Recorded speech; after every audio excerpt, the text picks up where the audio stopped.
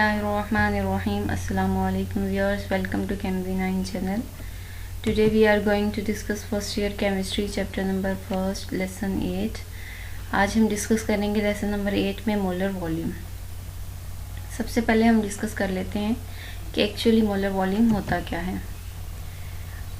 Molar volume, 1 mole of any gas at standard temperature and pressure occupies a volume of 22.414 decimeter cube is called molar volume. इस statement को समझ लेते हैं। ये statement हमें क्या बताती है कि 1 mole of any gas means किसी भी गैस का अगर हम 1 मोल लेते हैं और उस 1 मोल को हम स्टैंडर्ड कंडीशंस पे लेते हैं। स्टैंडर्ड कंडीशंस कौन सी हमारी? Standard temperature and standard pressure. Standard temperature हमारा क्या होता है 25 डिग्री सेल्सियस और स्टैंडर्ड प्रेशर हमारा क्या होता है 1 atm।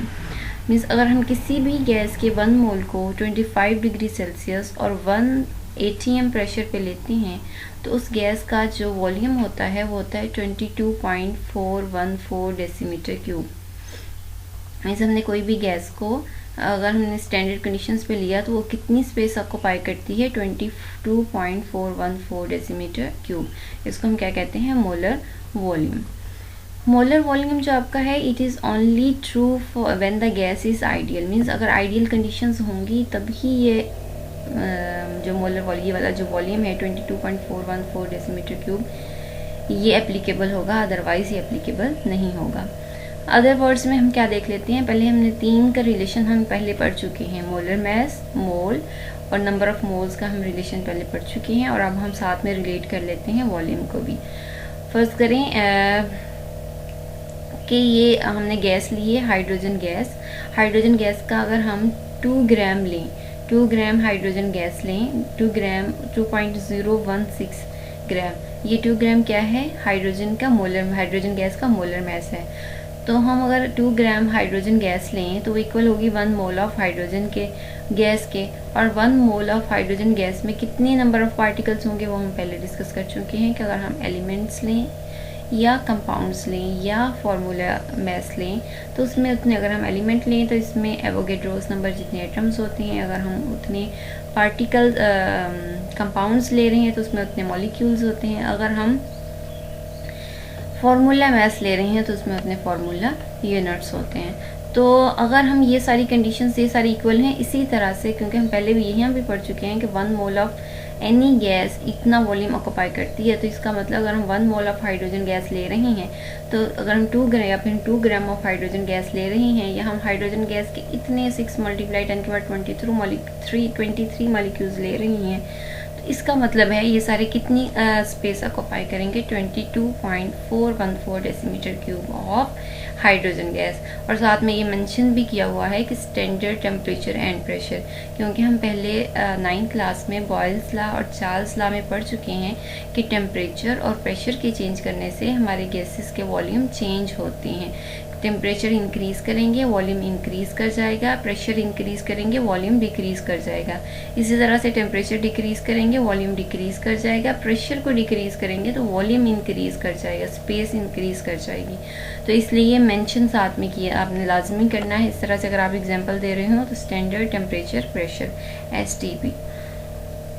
तो इसी तरह से हम मीथेन, जिस तरह से हमने हाइड्रोजन को डिस्कस किया, इसी तरह से मीथेन गैस, अगर मीथेन गैस के 16 ग्राम लेते हैं आप तो 16 ग्राम 1 मोल की इक्वल होती है और 1 मोल ऑफ मीथेन में इतने मॉलिक्यूल्स होते हैं। किसी भी चीज़ का 1 मोल लें तो एवोगेड्रोस नंबर जितने मॉलिक्यूल्स एटम्स वो उतने होंगे। तो इसका मतलब अगर हम 1 मोल ले रहे हैं मीथेन गैस का तो ये कितनी स्पेस ऑक्यूपाई करेगी 22.414 decimetre cube of methane at standard temperature and pressure. अब ये क्यों होता है कि इन gaseous state the distance between the molecules is 300 times greater than their diameters। अब ये 1 मोल किसी भी गैस का जो वॉल्यूम है इतना ज़्यादा क्यों है, इतनी ज़्यादा स्पेस क्यों ऑक्यूपाई की हुई है इन्होंने? क्योंकि जो गैसियस स्टेट में जो डिस्टेंस होता है मॉलिक्यूल्स के दरमियान उनके डायमीटर से, मीन जितना उनका साइज़ होता है उनके साइज़ से भी 300 टाइम्स ग्रेटर होता है उन मॉलिक्यूल्स के दरमियान डिस्टेंस। डेट्स वाई उन्होंने इनके दरमियान कोई मॉलिक्यूलर फोर्सेस नहीं होती। जब इंटरमॉलिक्यूलर कोई फोर्सेस नहीं है, उनके दरमियान जो अट्रैक्शन नहीं है, तो मॉलिक्यूल्स इतने एक दूसरे से दूर दूर होने की वजह से उनका जो वॉल्यूम है वो क्या हो जाता है, ज़्यादा हो जाता है। नेक्स्ट हम देख लेते हैं न्यूमेरिकल कैलकुलेशंस। हम जितने भी न्यूमेरिकल्स इस चैप्टर में डिस्कस करेंगे मोस्टली वो या तो मोल से रिलेटेड होंगे, या फिर आपके एवोगैड्रोस नंबर से रिलेटेड होंगे, या आपके मोलर वॉल्यूम से रिलेटेड होंगे। मीन्स 3 कैटेगरीज में आपके न्यूमेरिकल्स होंगे, या तो वो रिलेट कर रहे होंगे आपके मोल से, या फिर रिलेट कर रहे होंगे एवोगैड्रोस नंबर से, या फिर मोलर वॉल्यूम से। जो मोल से रिलेटेड होंगे उसमें वो क्या पूछ सकते हैं, मोल का हमने लास्ट टाइम फॉर्मूला पढ़ा था कि मोल जो है 1 मोल ऑफ क्वांटिटी जो है वो इक्वल होती है mass of substance over molar mass. Means आप इससे वो आपसे मोलर मास दे के मास ऑफ सब्सटेंस पूछ सकते हैं, मोल्स दे के मास ऑफ सब्सटेंस पूछ सकते हैं, या फिर मास ऑफ सब्सटेंस दे के मोल्स पूछ सकते हैं। उसके अलावा आपसे एवोगैड्रोस नंबर पूछ सकते हैं। एवोगैड्रोस नंबर से रिलेटेड जो न्यूमेरिकल्स हैं वो किस तरह से आपसे पूछे जा सकते हैं। मीन्स या तो आपसे ये पूछ लीजिए जाएगा कि 2 एलिमेंट्स हैं या 2 गैसेस हैं, या उन्होंने रिएक्ट किया, या इस तरह से कोई भी कंडीशंस पहले बताई जाएंगी आपको। वो कंडीशंस बताने के बाद फिर आपसे कोई पूछ लिया जाएगा कि बताएं इसमें कितने नंबर ऑफ मॉलिक्यूल्स हैं। हाइड्रोजन है तो उसमें कितने हाइड्रोजन के एटम्स हैं, ऑक्सीजन है तो उसमें ऑक्सीजन के एटम्स कितने हैं। मींस जब वहाँ भी रिलेटेड टू एवोगैड्रोस नंबर कोई न्यूमेरिकल होगा वहाँ पार्टिकल से रिलेटेड बात होगी कि नंबर ऑफ मॉलिक्यूल्स बताएं, नंबर ऑफ एटम्स बताएं, नंबर ऑफ आइंस बताएं। तो जब भी number of ions, number of particles, number of atoms, number of molecule से रिलेटेड कोई भी क्वेश्चन हो तो आप समझ जाएं कि ये एवोगैड्रोस नंबर से रिलेटेड क्वेश्चन हैं। यहाँ या तो हमें एवोगैड्रोस नंबर से मल्टीप्लाई करवाना होगा किसी कंडीशन को, या फिर हमने कहीं पे डिवाइड करवाना होगा। उन कंडीशंस को हम देख लेंगे कब मल्टीप्लाई करवाना है, कब डिवाइड करवाना है।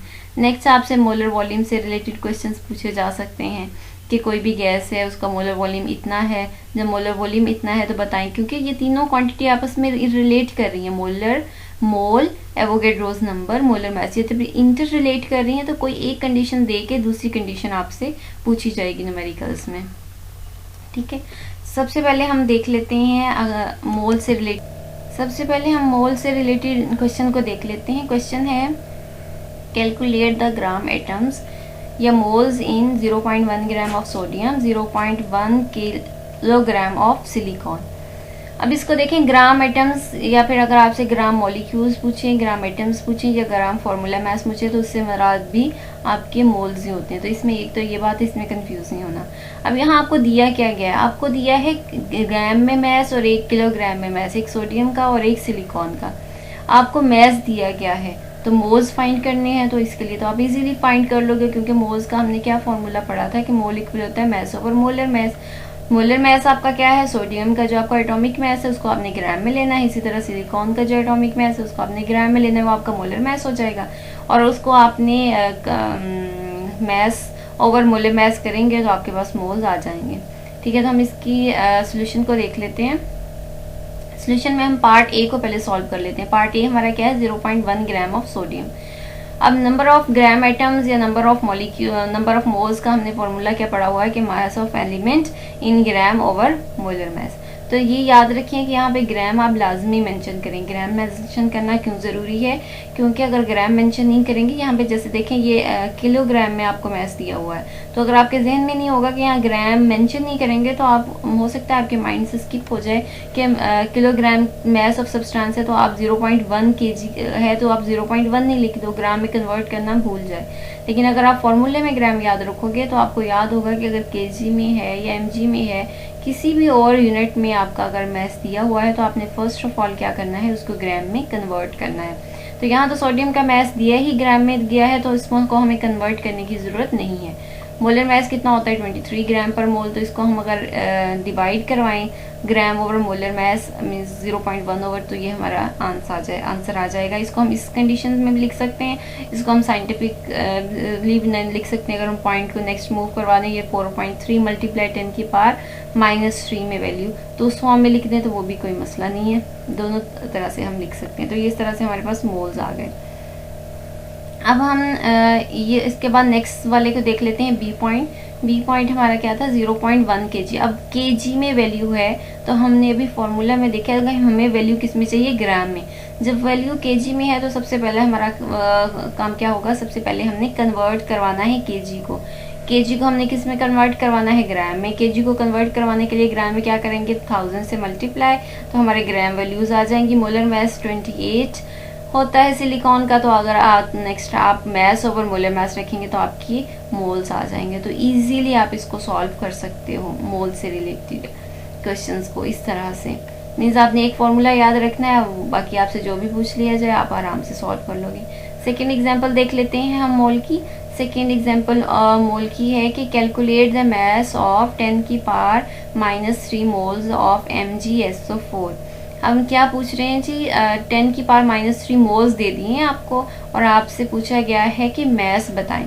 पहली वाली जो हमने कैटेगरी डिस्कस की है उसमें क्या था कि आपको मास दे दिया गया था और आपसे कहा था कि मोल्स बताएं। अब आपको मोल्स दे दिए गए हैं और कहा है कि मास बताएं, तो मोल्स की जगह उसी फॉर्मूले में मोल्स की जगह मोल्स रखोगे और मास आप आराम से कैलकुलेट कर लोगे। तो इसकी हम देख लेते हैं सोल्यूशन हम इसका देख लेते हैं। इसका जो सोल्यूशन है इसमें हमने पहली बात क्या याद रखनी है कि जो MgSO4 है वो क्या है, एक आयोनिक कंपाउंड है।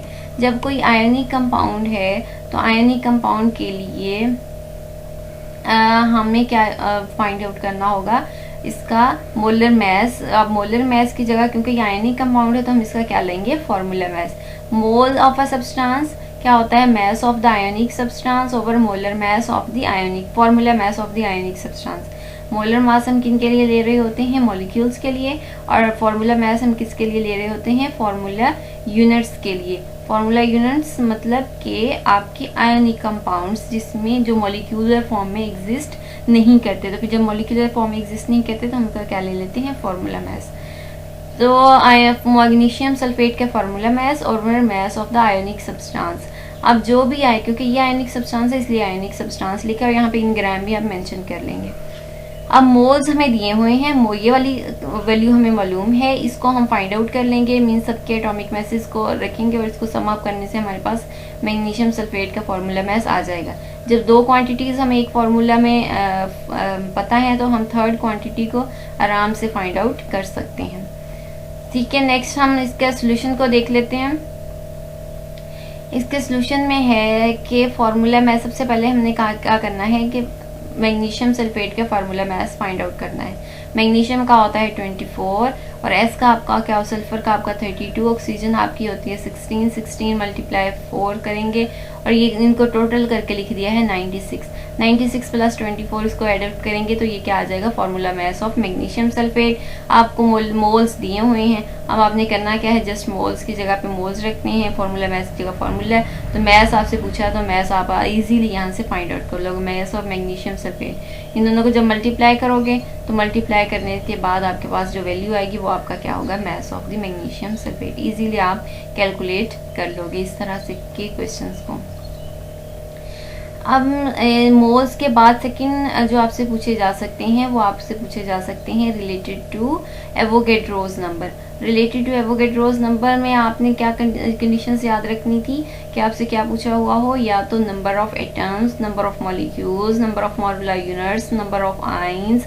इस तरह से आपको से अगर पार्टिकल्स या फिर आपको पार्टिकल्स दे दिए गए हों, 10 की पावर में कोई वैल्यू दी हो और आपसे कहा हो कि जी मोल्स बताएं या मास बताएं, तो दो कंडीशंस में पूछ सकते हैं, या आपसे नंबर ऑफ पूछ सकते हैं या खुद नंबर्स दे के, मीन्स 10 की पावर वाली को इस तरह से वैल्यू दे से आपसे मोल्स या मास पूछ सकते हैं, या आपको मास या मोल्स दे देंगे और आपसे पूछ लेंगे कि number of particles, number of atoms आप बताएं। तो उसके लिए सबसे पहला काम जो हमने करना है, कोई भी इस तरह का कोई न्यूमेरिकल आ जाता है तो सबसे पहले या तो हमने देखना है कि हमें मोल्स दिए हैं। अगर हमें मोल्स दिए हैं तो हमारे लिए हमारी कैलकुलेशन इजीली हो जाएगी, क्योंकि हम पीछे पढ़ चुके हैं कि मोल्स को अगर हम एवोगैड्रोस नंबर से मल्टीप्लाई कर दें तो नंबर ऑफ पार्टिकल्स आ जाते हैं हमारे पास। अगर हम मोल्स को एवोगैड्रोस नंबर से डिवाइड करवा दें तो हमारे पास, अगर हम पार्टिकल्स को एवोगैड्रोस नंबर से डिवाइड करवा दें तो हमारे पास मोल्स आ जाते हैं। पहली कंडीशन हमने अपने उसमें ये देखनी है जहाँ भी नंबर ऑफ का वर्ड यूज़ हुआ हो कि वहाँ हमें मोल्स दिए हैं या कोई और चीज़ दी है। अब इस क्वेश्चन को देख लेते हैं। इसमें है कि how many molecules of water are there in 10 gram of ice. कहते हैं 10 ग्राम आइस हमने ली है, उसमें बताएं कि नंबर ऑफ मॉलिक्यूल्स, वाटर के मॉलिक्यूल्स कितने हैं। ये तो हमारे माइंड में भी इस तरह के क्वेश्चन आ सकते हैं ना कि हमने वाटर लिया है या हमने सॉल्ट लिया है या हमने शुगर लिया है, ये 10 ग्राम है। अब हमें किस तरह से पता चलेगा कि इसमें नंबर ऑफ़ पार्टिकल्स कितनी हैं, नंबर ऑफ़ एटम्स कितनी हैं, और हम सॉल्ट ले रहे हैं तो इसमें हमें, अगर हम फाइंड आउट करना चाहते हैं कि NaCl में Na कितनी है, Cl कितनी है, और हमें ये तो हम मेजर कर सकते हैं 10 ग्राम 9 ग्राम, वो हम कर सकते हैं। तो इसलिए इन्होंने क्या लिया है, 10 ग्राम ऑफ आइस ली है। उसमें उन्होंने पूछा कि बताएं how many molecules of water are there in number of जब मॉलिक्यूल्स का वर्ड आ गया, अब हमें इससे ये समझ आ गई थी ये क्वेश्चन जो न्यूमेरिकल है ये किससे रिलेट कर रहा है, एवोगैड्रोस नंबर से। अब नेक्स्ट उन्होंने कहा कि नंबर ऑफ आइटम्स ही बताएं। पहले उसने कहा कि नंबर ऑफ वाटर मॉलिक्यूल्स बताएं, फिर उस वाटर के मॉलिक्यूल में ये भी बताएं कि हाइड्रोजन कितनी है और ऑक्सीजन कितनी है, और फिर ये बताने के बाद टोटल भी बताएं कि टोटल नंबर ऑफ एटम्स कितने हैं। मीन्स अगर हम इतने ग्राम ले रहे हैं, जितने मॉलिक्यूल्स है उसमें बताएं कि एटम्स उसमें कितने हैं, और ये भी बताएं कि कोवलेंट बॉन्ड्स कितने हैं सैंपल में। 3-4 चीज़ें इसमें पूछी हैं। तो सबसे पहले आपने जो नोट करना है आपने न्यूमेरिकल में, वो क्या है, नंबर ऑफ मोल्स। आपको दिया क्या है, 10 ग्राम, मैस दिए है, मोल्स नहीं दिए। तो सबसे पहले आपने क्या करना है, सबसे पहले आपने मोल्स फाइंड आउट करने हैं। मोल्स फाइंड आउट करने के लिए क्या करना होता है, mass over molar, mass of the substance. Mass आपको दे दिया है उन्होंने, और मोलर मैस आपको पता है कि वाटर का क्या होता है, तो उसको करने से आपके पास मोल्स आ जाएंगे। तो पहले सबसे पहले हमने क्या करना है, मोल्स फाइंड आउट करने हैं। मोल्स के लिए फॉर्मूला क्या होता है, मैस ओवर मोलर मैस। अब मैस ओवर मोलर मैस के ये हमारे क्या होंगे, मोल्स। अब अगर ये वाली मोल की क्वांटिटी को हम मल्टीप्लाई करवा दें एवोगैड्रोस नंबर से, ये हमारे पास क्या आ जाते हैं, नंबर ऑफ मॉलिक्यूल्स। ये हम 2 स्टेप्स में भी कर सकते हैं, सिंगल स्टेप में भी कर सकते हैं। अगर हम 2 स्टेप में, अगर हम सिंगल स्टेप में करेंगे तो इस तरह से पूरा लिख देंगे, मीन साथ ही एवोगैड्रोस नंबर को मल्टीप्लाई करवा देंगे। अगर हम डबल स्टेप्स में करेंगे तो डबल स्टेप में क्या होगा कि सब पहले हम मोल्स फाइंड कर लेंगे, mass over molar mass, means 10 over 18 को डिवाइड करवा के हमारे पास क्या आ जाएंगे, मोल्स। फिर उन मोल्स का हमने क्या करवा देंगे, एवोगैड्रोस नंबर से मल्टीप्लाई, तो हमारे पास क्या आ जाएंगे, number of molecules of water. ये हमारी मर्जी है कि हम किस तरह से करवाना चाहते हैं। तो इनको जब सॉल्व आउट करोगे तो ये आपके पास क्या आ जाएंगे, number of molecules of water. अब number of molecules of water आपके पास आ गए। अब आपने नेक्स्ट क्या करना है, पहला उसने पूछा था कि नंबर ऑफ वाटर मॉलिक्यूल्स बताएं, फिर उसने कहा कि नंबर ऑफ एटम। अब हमने सेकंड हमारी क्या है रिक्वायरमेंट, हमें क्या फाइंड आउट करना है, नंबर ऑफ एटम्स। अब नंबर ऑफ एटम्स किसके, हाइड्रोजन के भी और ऑक्सीजन के भी सेपरेटली। इसको करने के बाद फिर हम एटम्स कोवलेंट बॉन्ड की तरफ आएंगे। ये हमारे नंबर ऑफ मॉलिक्यूल्स आ गए हैं वाटर के। अब नेक्स्ट हम कैटेगरी देख लेते हैं, हमने क्या फाइंड करना है, नंबर ऑफ मॉलिक्यूल्स। ये हमारे पास आ गए नंबर ऑफ मॉलिक्यूल्स। अब हमने क्या फाइंड आउट करना है, नंबर ऑफ एटम्स। अब देखिए अगर एक मॉलिक्यूल है वाटर का तो उसमें हमें हाइड्रोजन एटम के भी फाइंड करने हैं, ऑक्सीजन के। सबसे पहले हम हाइड्रोजन को देख लेते हैं। हाइड्रोजन, अगर हम एक वाटर का मॉलिक्यूल देखें तो क्या होता है, H2O, H2, तो उसमें हाइड्रोजन एटम्स कितने हैं, 2। अगर एक मॉलिक्यूल में के वाटर में 2 हाइड्रोजन एटम्स हैं तो इतने 3.3 मल्टीप्लाई 10 का 23 मॉलिक्यूल्स ऑफ वाटर में कितने हाइड्रोजन एटम्स होंगे। मीन्स वही जो हम आम कैलकुलेशन में न्यूमेरिकल प्रॉब्लम्स को सॉल्व करते होते हैं कि अगर एक कॉपी की कीमत 10 रुपीज़ है तो 10 कॉपीज़ की कीमत क्या होगी, वही वाला रूल है कि अगर एक मॉलिक्यूल में 2 हाइड्रोजन एटम है तो इतने ज़्यादा मॉलिक्यूल में हाइड्रोजन एटम्स कितने होंगे, 2, तो उसने मल्टीप्लाई करवा। तो 1 molecule of water contain hydrogen, 2 hydrogen atom है। अगर एक मॉलिक्यूल में 2 हैं तो इतने मॉलिक्यूल में कितने हाइड्रोजन एटम्स होंगे, तो सिंपल हम 2 से मल्टीप्लाई करवा देंगे तो हमारे पास नंबर ऑफ एटम्स आ जाएंगे हाइड्रोजन के। इसी तरह से जैसे हमने हाइड्रोजन के फाइंड आउट किए हैं तो इसी तरह से हम ऑक्सीजन के फाइंड आउट कर लेंगे। अगर एक मॉलिक्यूल में, वाटर के मॉलिक्यूल में H2O कितने हैं, जस्ट 1 टाइम है तो 1 है, तो इतने मॉलिक्यूल में भी ऑक्सीजन एटम्स कितने होंगे, जितने मॉलिक्यूल्स हैं उतने ही ऑक्सीजन एटम्स होंगे। तो इस तरह से हमारे पास number of atoms of hydrogen और number of atoms of oxygen हम फाइंड आउट कर लेंगे। नेक्स्ट हमने टोटल नंबर फाइंड करने हैं, टोटल नंबर ऑफ एटम्स। अब हाइड्रोजन और ऑक्सीजन टोटल डिफरेंट है, मीन्स हाइड्रोजन के हमने अलहदा फाइंड किए हैं, ऑक्सीजन के अलहदा। तो अगर हमने टोटल फाइंड करने तो हम क्या करेंगे, हाइड्रोजन और ऑक्सीजन वाले जो हमारा आंसर आया उसको एडअप कर देंगे। नेक्स्ट हमारा क्या है कि कोवलेंट बॉन्ड्स कितने हैं सैंपल में, वो फाइंड आउट करें। तो हम इनको देख लेते हैं। पहले तो नंबर ऑफ उनको टोटल नंबर ऑफ आइटम्स देख लेते हैं कितने आते हैं। नेक्स्ट हम कोवलेंट बॉन्ड्स देख लेते हैं कि कितने प्रेजेंट हैं। ये तो हम सिंपल, या तो 1 molecule of water contains number of covalent bonds, कितने कोवेलेंट बॉन्ड्स हैं हाइड्रोजन एटम में, पहले हम ये देख लेते हैं। कोवेलेंट बॉन्ड्स H2O में O ऑक्सीजन एटम ने कितने बॉन्ड बनाए हैं, 2 कोवेलेंट बॉन्ड बनाए हैं। 2 कोवेलेंट बॉन्ड किससे बनाए हैं, हाइड्रोजन से। तो एक मॉलिक्यूल के वाटर में कितने कोवेलेंट बॉन्ड हैं, 2। तो अगर एक मॉलिक्यूल में 2 हैं तो इतने मॉलिक्यूल्स में कितने कोवेलेंट बॉन्ड होंगे, सिंपल हम 2 से मल्टीप्लाई करवा देंगे तो हमारे पास कोवेलेंट बॉन्ड्स आ जाएंगे। नेक्स्ट हमारा है total number of atoms of hydrogen, simple इनको एड अप कर देंगे, लास्ट हमारे जो आंसर आए थे दोनों के, तो हमारे पास total number of atoms of hydrogen and oxygen आ जाएंगे। तो इस तरह से आपके जितने भी रिलेटेड होंगी आपकी एग्जाम्पल्स जो रिलेटेड होंगी एवोगैड्रो से, तो इस तरह से आप सॉल्व आउट कर लोगे। बस देखना ये है कि आपने पहले के मोल्स दिए हैं, अगर तो आपको डायरेक्ट मोल्स दे दिए हैं तो सिंपल आपने मल्टीप्लाई करवाना है। अगर आपको इतना पता होना चाहिए कि जो आपको मॉलिक्यूल दिया है उसमें अगर एटम्स पूछे हैं या मॉलिक्यूल्स पूछे हैं, मॉलिक्यूल्स तो पहले आपके जो आएंगे मॉलिक्यूल्स आएंगे, मॉलिक्यूल्स के बाद एटम्स आएंगे। अब कोई एलिमेंटल फॉर्म है जैसे सोडियम है, सिलिकॉन है, कुछ भी है एलिमेंटल फॉर्म है, तो उसमें पहली जो आपकी मल्टीप्लाई करवाओगे आपके पास एटम्स आ जाएंगे। लेकिन अगर आपके पास कोई कंपाउंड है तो पहली दफ़ा एवोगैड्रो से मल्टीप्लाई करवाओगे तो आपके मॉलिक्यूल्स आएंगे, मॉलिक्यूल्स को फिर दोबारा से आप जितना आंसर आएगा उसको फिर आप चेक करोगे कि उसमें कितने एटम्स हैं, उससे फिर आपको मल्टीप्लाई खुद से करवाना होगा, फिर नेक्स्ट आपके पास एटम्स आएंगे। इस तरह से आप मोल से एवोगैड्रो से रिलेटेड कैलकुलेशंस कर सकते हैं। नेक्स्ट हम डिस्कस कर लेते हैं जो हमारी थर्ड कैटेगरी थी, वो हमारी थी मोलर वॉल्यूम से रिलेटेड कैलकुलेशंस।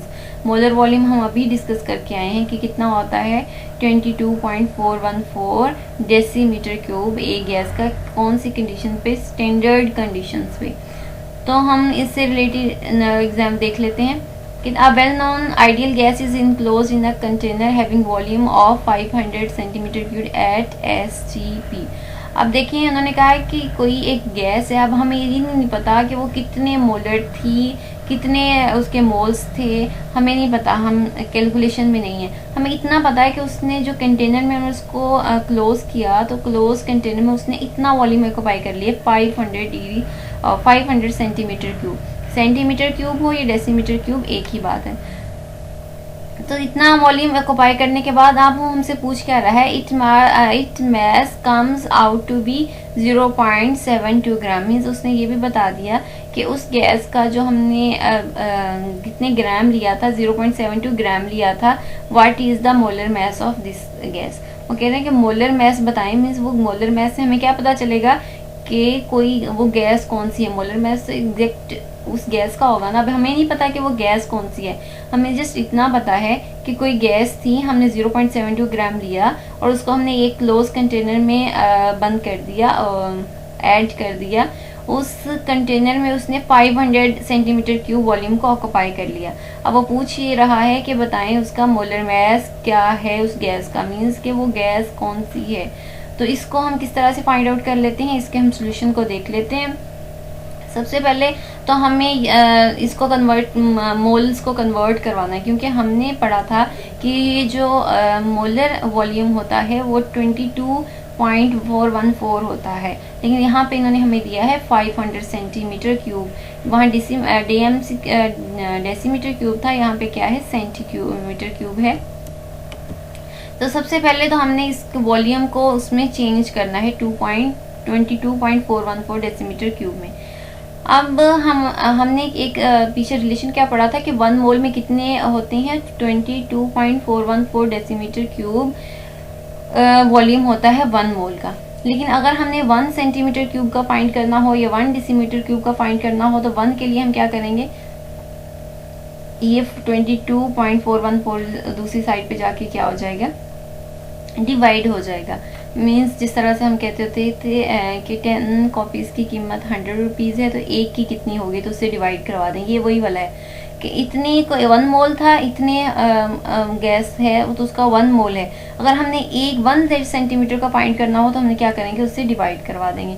नेक्स्ट उसने हमें कितना बताया है कि 500 सेंटीमीटर क्यूब है जो हमने उसने गैस ली, इस गैस का कितना वॉल्यूम है 500 सेंटीमीटर क्यूब। तो 500 सेंटीमीटर क्यूब को जब मल्टीप्लाई करवाएंगे तो हमारे पास क्या आ जाएंगे, मोल्स आ जाएंगे। अब देखें हमें यहाँ से मिल गया ना 1 सेंटीमीटर क्यूब में इतने मोल्स होते हैं, ये हमें 1 का मिल गया।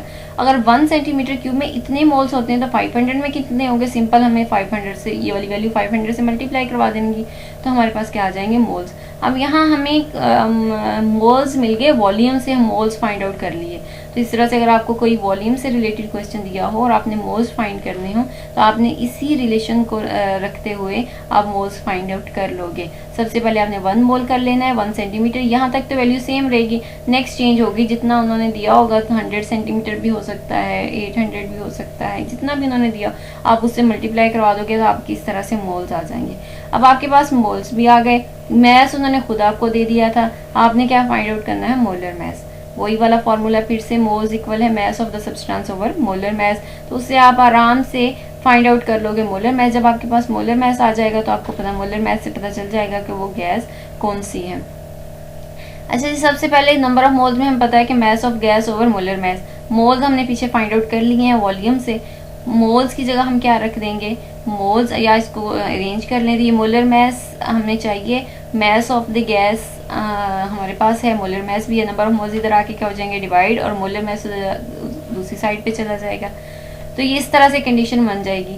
तो अगर हम मैस को डिवाइड करवा देंगे, मैस ऊपर मैस हमें दिया हुआ है न्यूमेरिकल में कि कितना है 0.72 ग्राम, उसको रखेंगे। नेक्स्ट हमें मोल्स हमने वॉल्यूम से कैलकुलेट कर लिए, तो ये हमारे पास क्या आ गया, मोलर मैस कितना है 32 ग्राम पर मोल।